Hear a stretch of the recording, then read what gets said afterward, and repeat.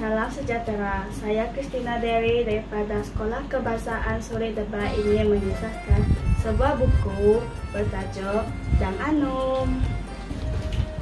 Tada! Buku ini diterbitkan oleh Cerdik Publication pada tahun 2007.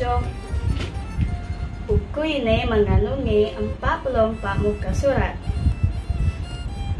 Di dalam buku ini terdapat pelbagai watak, antaranya ialah Dang Anum, Bendahara Sarjunatapa, Isteri Sarjunatapa, Raja Iskandar, 3 istri Raja Iskandar, dan Angkatan Perang Majapahit. Dang Anum ialah anak kepada Sarjunatapa. Dang Anum seorang gadis yang baik pekertinya. Pada umur 20 tahun ke atas, Raja Iskandar telah mengawini Dang Anum. Hal ini dicemburi oleh 3 orang istri beliau yang lain. Mereka memfitnah Dang Anum supaya raja membencinya. Dang Anum pun dihukum mati. Sarjunatapa, ayah kepada Dang Anum, menyimpan dendam yang amat sangat. Beliau telah meminta Majapahit datang menyerang Singapura. Akhirnya Singapura telah dikalahkan oleh Majapahit. Pelajaran dalam cerita ini ialah kita tidak patut bersikap cemburu, iri hati, dengki dan dengki terhadap seseorang, kerana sikap itu tidak baik, tidak sepatutnya ada dalam diri manusia. Saya memilih buku ini kerana saya suka watak Dang Anum. Dang Anum ialah seorang yang baik hati, taat kepada ibu bapa, dan suka rendah diri.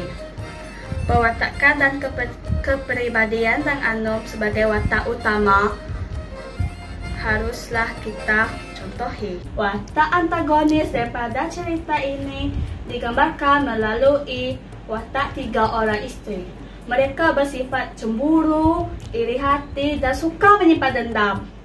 Mereka telah memfitnah Dang Anum dengan meletakkan keris dan tanjak di tempat tidurnya, seolah-olah Dang Anum telah berlaku curang. Perbuatan memfitnah ini akan memudaratkan banyak pihak.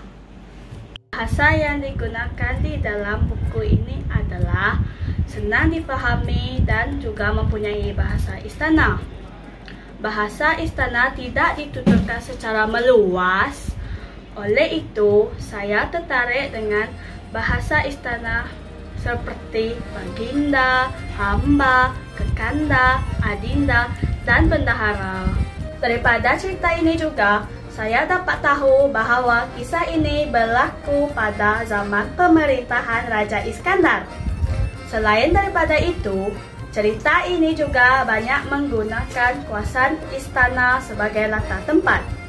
2 perkara ini menarik perhatian saya kerana ia merupakan sesuatu yang tidak terdapat di persekitaran saya.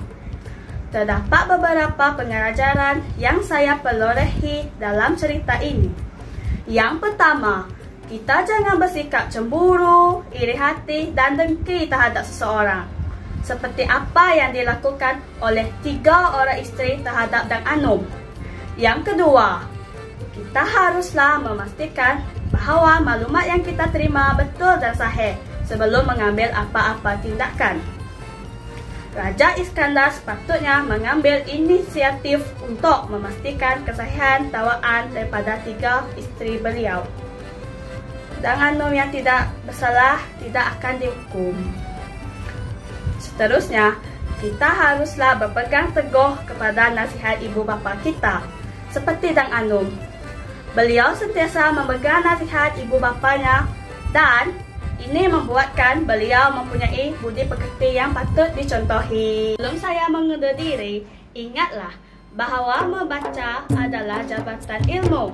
Ia boleh membuka pintu kepada pelbagai pengetahuan. Jadi, pergilah ke pusat sumber sekolah, pilih buku dan baca. Sekian dari saya, terima kasih.